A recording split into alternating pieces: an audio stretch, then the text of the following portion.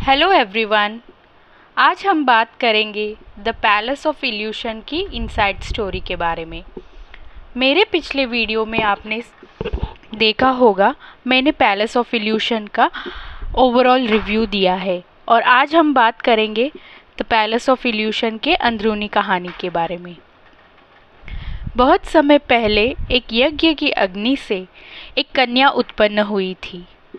जैसे ही वह अग्नि से बाहर आई, आकाशवाणी हुई, हम तुम्हें ये कन्या उपहार स्वरूप देते हैं। इसका ध्यान रखना, ये इतिहास बदल देगी। ये कन्या कौन थी? ये कन्या द्रौपदी थी। जन्म से ही उसे महसूस होता था कि उसका जीवन साधारण नहीं है। उसका भाग्य शक्ति, अभिमान और पीड़ा से जुड़ा हुआ है। एक बार जब उसने एक ऋषि से अपना भविष्य पूछा तो ऋषि ने बोला कि तुम महायुद्ध का कारण बनोगी और 3 चेतावनी दी। पहली, कि अपने विवाह के दिन अपने प्रश्नों को रोकना।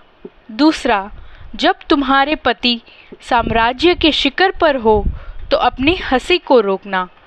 तीसरा, जब तुम्हारा अपमान हो तो अपने श्राप को रोकना। यह सब सुन के द्रौपदी को लगा कि महाराज क्या बोल रहे हैं, ये ऋषिवर क्या बोल रहे हैं, ऐसा तो नहीं होगा मेरे साथ। और फिर व्यास जी ने एक जादूगरनी को भेजा जिसने द्रौपदी को अराजसी कला सिखाई, जैसे खुद के बाल बनाना और वनवासी जीवन कैसे व्यतीत करते हैं उसके बारे में सिखाया। और फिर राजा ध्रुपद ने द्रौपदी का स्वयंवर रचा, स्वयंवर का आयोजन किया। स्वयंवर में अनेक राजा और वीर आए थे, उन्हीं में कर्ण भी आया था। और द्रौपदी के भाई ने, धृष्टद्युम्न ने उसे बताया था कि वो श्रापित है परशुराम जी द्वारा और सूत पुत्र भी है। और जब कर्ण आगे बढ़ा तो द्रौपदी ने उसे सूत पुत्र कहकर अस्वीकार किया। और वही अर्जुन आए हुए थे ब्राह्मण के वेश में। उन्होंने लक्ष्य भेद कर द्रौपदी का स्वयंवर जीता, द्रौपदी के वर बने। माता कुंती के शब्दों से द्रौपदी को सभी 5 पांडवों की पत्नी बनना पड़ा। मय दानव की कला से एक अद्भुत महल बनवाया पांडवों ने। उसमें झिलमिल करती दीवारें, दर्पण जैसा फर्श, मायावी सरोवर, ये उसके गौरव और सामर्थ्य का प्रतीक बन गया।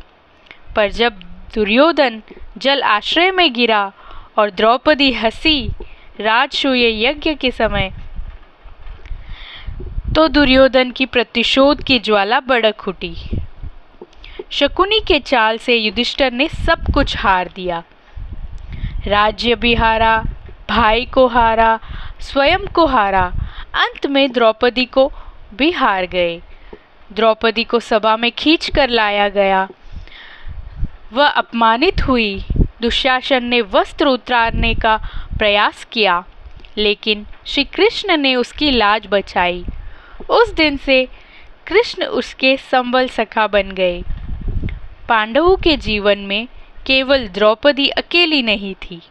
भीम की पत्नी हिडिंबा, अर्जुन की पत्नी चित्रांगदा और सुभद्रा, सहदेव के जीवन में काली थी। वनवास में कठिन कष्ट सहे और अज्ञातवास में भी भीम ने कीचक का वध किया। आखिरकार कुरुक्षेत्र का युद्ध हुआ। युद्ध में उसके पुत्र मारे गए। युद्ध में द्रौपदी के पुत्र मारे गए। युद्ध पूर्ण हुआ, पांडव विजय हुए। वर्षों बाद पांडवों ने राज्य त्याग कर हिमालय की ओर चल पड़े। द्रौपदी भी उनके साथ गई।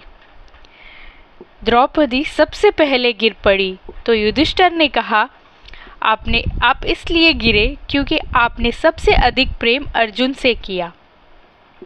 जब मृत्यु की अग्नि ने उसे घेरा, उसके मन में स्मृतियाँ उमड़ पड़ी। उसे कृष्ण की याद आई, जिन्होंने हर कठिन समय में उसका साथ दिया। कृष्ण की याद ने उसे शक्ति दी और वह शांति से अग्नि में समा गई। तो ये थी कहानी द पैलेस ऑफ इल्यूशंस की, द्रौपदी के दृष्टिकोण से। Thank you.